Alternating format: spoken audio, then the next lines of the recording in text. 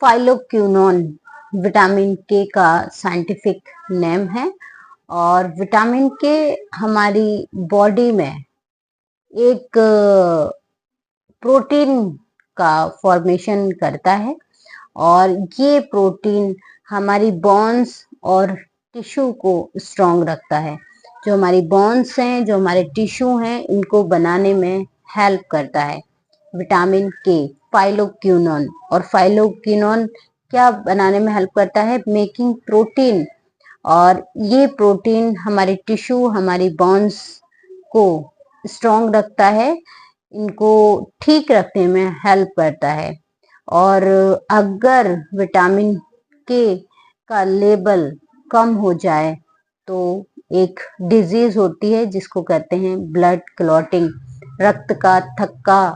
Okay, रक्त का थक्का। जैसे कहीं पर अगर हमारी बॉडी में चोट लग जाती है तो हमारा जो ब्लड है वो बाहर आता है, तो आपने कभी कभी देखा होगा वो क्लॉट बन जाता है, जम जाता है।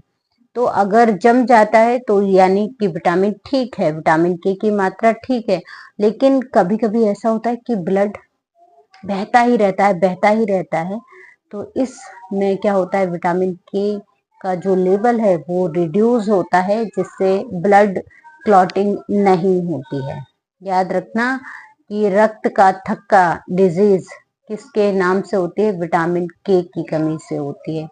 और विटामिन के का जो सोर्स है, टमाटो, ग्रीन वेजिटेबल्स, मीट, ये आप अच्छी मात्रा में खाइए और अपनी बॉडी में इम्यूनिटी को स्ट्रॉन्ग करते रहिए। सारे विटामिन को लर्न करते रहिए।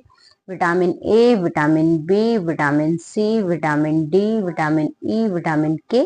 6 विटामिन जो सॉल्युबिलिटी के बेस पर 2 तरह के होते हैं।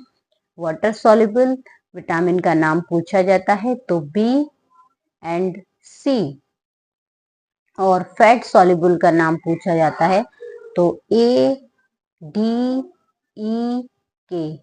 ये सभी फैट सॉल्युबल विटामिन हैं। इन विटामिन से विटामिन बी कॉम्प्लेक्स में बहुत ही कॉम्प्लेक्सिटी है, इसको याद रखना है। विटामिन B12 से पेलेग्रा डिजीज होती है। और विटामिन B12 का जो साइंटिफिक नेम है इसके बारे में भी पूछा जाता है तो साइनोकोबालामाइन इसका साइंटिफिक नेम है।